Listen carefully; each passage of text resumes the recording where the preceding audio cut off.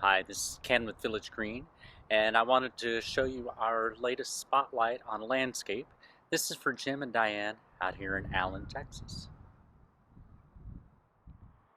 So when Jim and Dianne reached out to us, they were looking for a new landscape. They wanted a complete redo on both their front and back landscape. They wanted more color, they wanted more texture, and just as important, they really didn't want to have to garden a whole lot, so they wanted something that was very easy to maintain. And I think you'll see that we were able to provide that. Framing the entry, these are Gulfstream Nandinas, or actually Obsession Nandinas. These are going to get just a few feet tall, maybe about 3 feet or so, and they'll have a nice reddish tinge through most of the year, and especially over the winter time. In front of that, these are lamb's ear, and there was never a more appropriate name for a plant than this. You can see how fuzzy they are. These are spreaders, so these will fill in.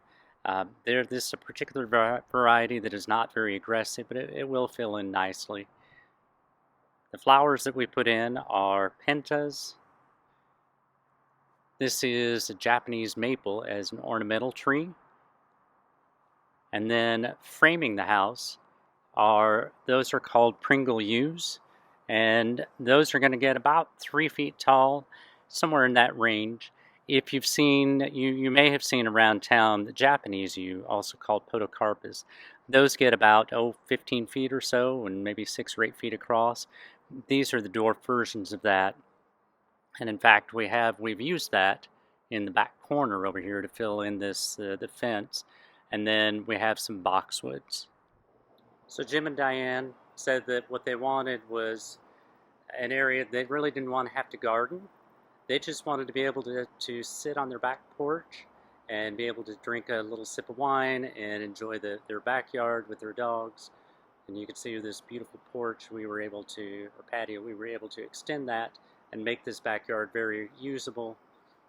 We used Rose Creek Abelia here, some compact Nandina to frame this very small backyard, and then this is an oak leaf hydrangea that will bloom and get about 3, maybe 4 feet tall. We used stone gravel because of the dogs, and you can see that we used every square foot of this.